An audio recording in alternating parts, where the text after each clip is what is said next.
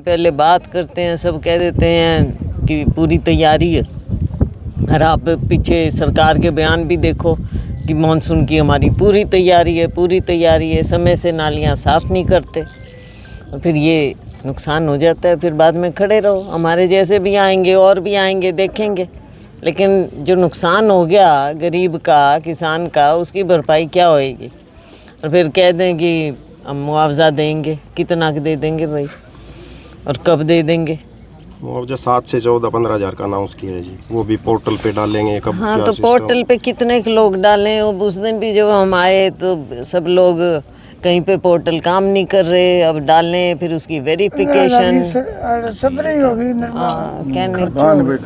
तो ये तो देखो है एक प्रक्रिया है, लेकिन इसमें जो हमारा कहना है कि सब तरह की चीज़ें आप इस्तेमाल करो, पोर्टल पे खुद भी डालें, स्पेशल गिरदावरी भी हो, फिर उसके अलावा जो आप कहते हो सैटेलाइट, ड्रोन, कहाँ गई टेक्नोलॉजी, सब चीज़ों का इस्तेमाल करो, वेरिफिकेशन करो, कर लो जो करना है, लेकिन फौरी रूप से लोगों को कुछ ना कुछ मिलना चाहिए। किसान इतना इसमें लगा चुका है अभी तक फसल में, तो हम तो यही कहेंगे कि पूरी भरपाई होनी चाहिए, मुआवजा पूरा मिलना चाहिए, मकानों का, प्रॉपर्टी का जो भी है, किसानों का, ट्यूबवेल है, हर तरह की प्रॉपर्टी, तो उसका तो देखो एकदम सरकार को आगे आना चाहिए। बल्कि हैरानी हमको ये हो रही है कि केंद्र सरकार से इन्होंने पैसे ही नहीं मांगे, या तो इनके पास पूरे हैं।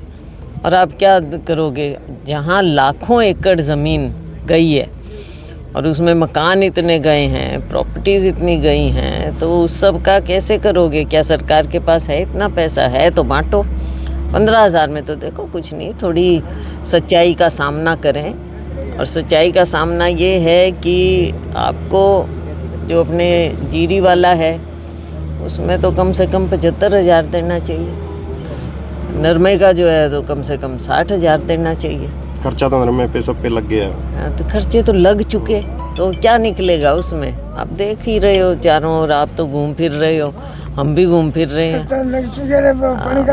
ये किसका मैम नाम हिसार घग्गर मल्टीपर्पज ड्रेन रखा गया है, लेकिन ये मल्टीपर्पज की जगह एक ही ड्रेन है, इस बार टूटने वाली ड्रेन है, 60 जगह से अब तक टूट चुकी है। मल्टीपर्पज, इसका लोग परमानेंट सॉल्यूशन चाहते हैं। बात ये है ना, मल्टी डिस्ट्रॉयर ड्रेन समझो आप, जगह जगह। अब कच्ची है, टूटेगी। जब एकदम पानी इतना आएगा तो वो तो पता ही था, पहले दिन से किसान लगा हुआ है।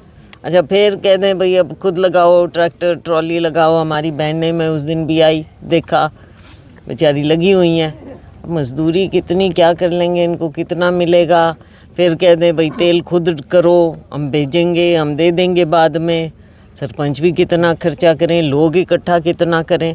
तो ये हैं जो रोज़मर्रा की ज़िंदगी जो ऐसे व्यतीत कर रहा है, उसके दर्द को ना देख रहे हैं ना समझ रहे हैं। लोग चाहते हैं भी सरकारी मदद हो, क्योंकि खेतों में 2-2, 1-1 फीट पानी अभी पड़ा हुआ है गेहूं की बिजाई के लिए। सरकारी मदद के बिना होएगा नहीं ना, सरकारी मदद तो चाहिए।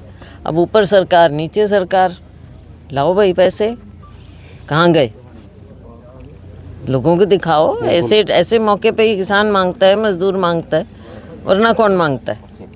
तो मैम आप कुछ एमपी लैड से भी आप इन लोगों की मदद करेंगे? एमपी लैड में तो क्या, एमपी लैड हमारा 5 करोड़ ले लो, वो तो हमने लोगों के लिए ही देना है भाई। वो तो इन चीज़ों के लिए तो देखो अलाउड नहीं है, जो अलाउड है उसमें हमने इन्हीं को ही देना है।